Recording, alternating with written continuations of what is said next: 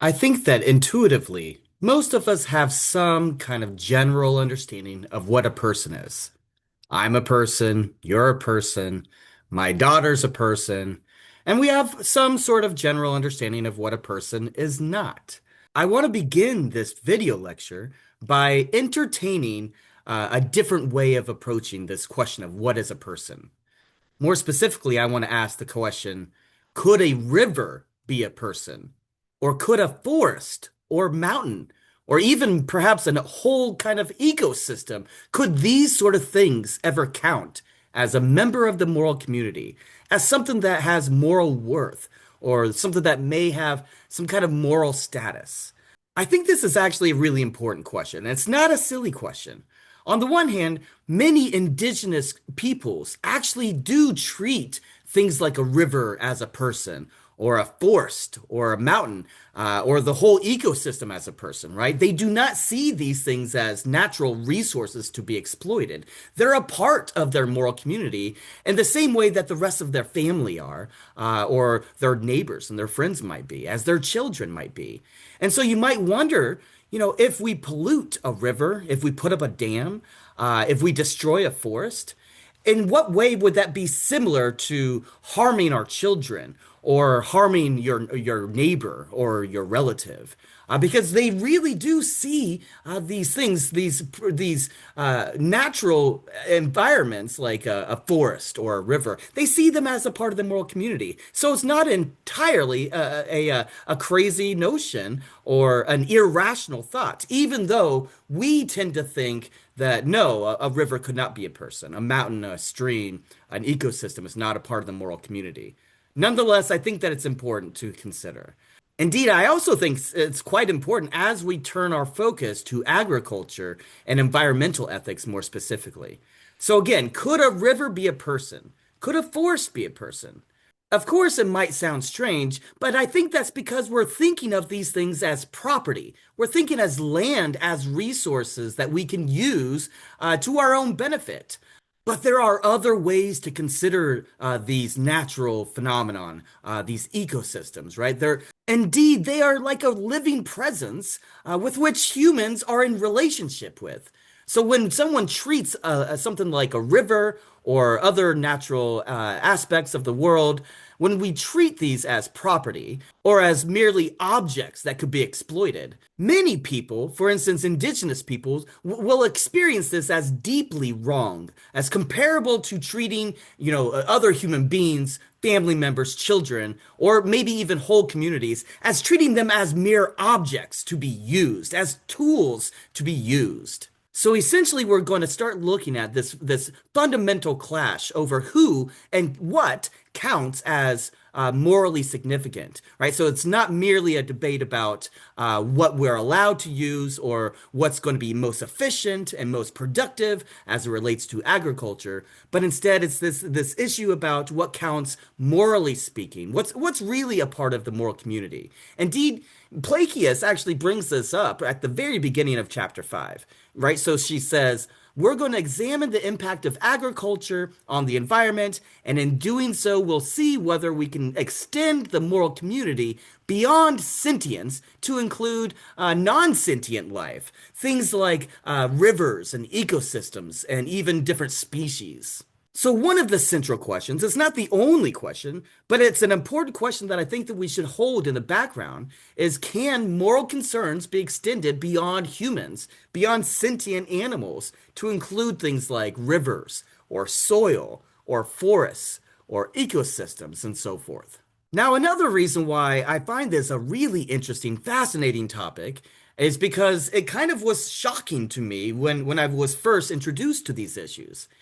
So, for instance, I grew up in Kansas City, and when I was living in Kansas City, I really loved barbecue. It was, one of my favorite things. In fact, I still do love barbecue. And at the time, I didn't really think of other people as not enjoying barbecue. I just thought that that's something that everyone enjoyed.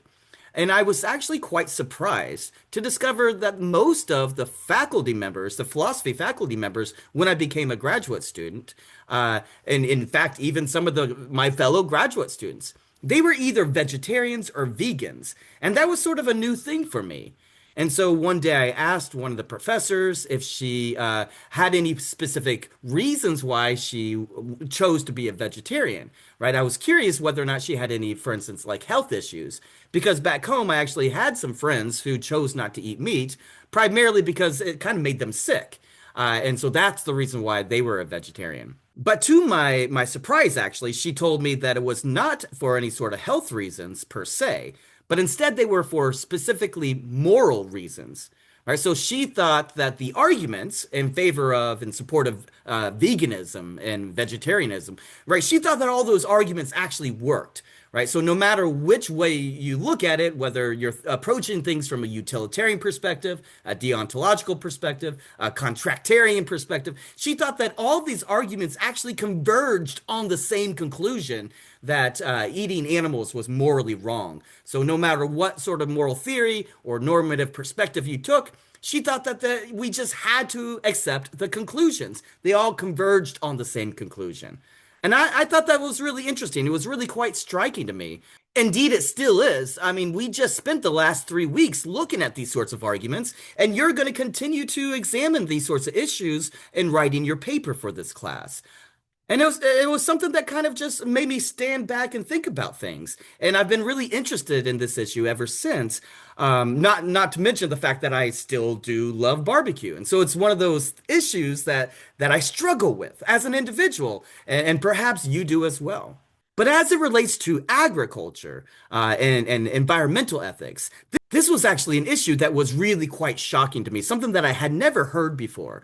So, this issue of the relationship between animal ethics and environmental ethics really came to light to me when I asked another one of my professors as a graduate student, why did he elect or choose to be vegetarian? And his response opened a new sort of way of approaching this issue for me. He said that it had much less to do with any sort of arguments dealing with animals per se. What he told me was that the argument that really stood out to him wasn't really focused on the suffering of the animals, and instead it had to do with the environment. Basically, what he told me was, at least for him, the main issue had to do with how factory farming impacts the environment. Essentially, the greenhouse gases, these emissions, and the waste that's produced, the water issues, all of these issues are contributing to climate change. And insofar as he believes that climate change itself is an existential threat that we're facing, well, he thought that factory farming was immoral insofar as it was one of the most important contributors to climate change.